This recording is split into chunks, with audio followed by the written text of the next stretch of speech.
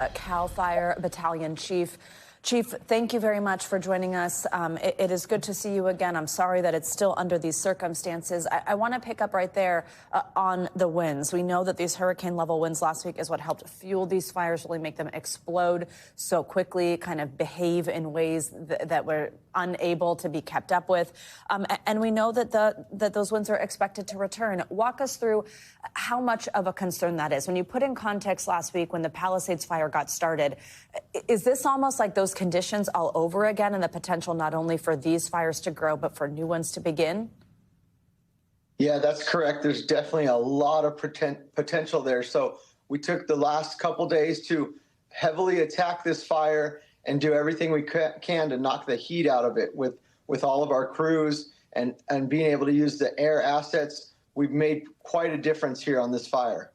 Yeah, walk us through that progress. What were you able to do over the weekend? And maybe explain, I know there is a certain percent on both the Pacific Palisades fire as well as the Eaton fire that is contained. Maybe explain exactly what containment means, how it's good news when we hear that there is a level of containment, but it does not mean that the fires are out by any means. But tell us what you were able to do over this weekend. That's right. That number is a tricky number to describe sometimes to people who aren't familiar with this. So when we're sitting at now 13%, that part of the fire we are comfortable walking away with and not having anyone there and it being completely out and not reigniting in any way. So it's tough to bring that number up when we have these winds coming. That's for sure. But the crews, they were able to use their aircraft, our ground assets, bulldozers. We've been out there right on the front lines, right on the fire lines, if you will, trying to find any hidden heat. Yesterday, I was hard pressed to find any smoke on this fire, but that doesn't mean it's out by any means.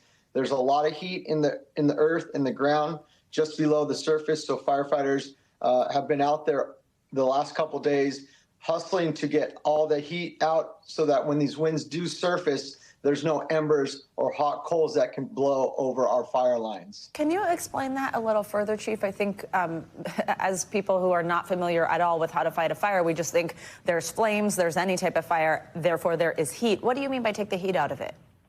Right, so it's very misleading when you say 13%. Even though I couldn't find any smoke yesterday on this fire, there's still a lot of heat that's hidden just below the surface. So it's our job to do what we call mopping up. We'll dig up just below the surface, put water on it, make sure it's out, make sure it's cool to the touch. Now that's a lot of work, and that's what we've been doing these last 3 days. If we find a lot of heat, we'll bring in helicopters to make an airdrop. And then we've also, the fire lines, we also have painted with that fire retardant. So that's an extra layer of protection there. And then the communities nearest these fire lines, we brought in a surge of resources so that we have engines in those neighborhoods, sometimes one engine to a house. There have been heartening scenes of just this outpouring of support from the community, whether that be local restaurants feeding y'all on the front lines, people bringing donations to you, but also the other cities, other states, even other countries sending reinforcements to work alongside you all. How has it felt to receive that support? And do you have equipment, manpower? Do you have what you need? We do have what we need, and it's been amazing. I've never seen anything like it. The support we've received from everyone, not only the community, but other states, like you said, other countries. It's been extraordinary. And together, we're going to be able to stop this fire and actually make a difference because of that support. It's been a tremendous help. Chief Brent Pascua, I pray next week we are not having a similar conversation. We so appreciate your time, and we're thinking about you on the front lines. Thank you very much. Thanks for watching. Stay updated about breaking news and top stories on the NBC News app or follow us on social media.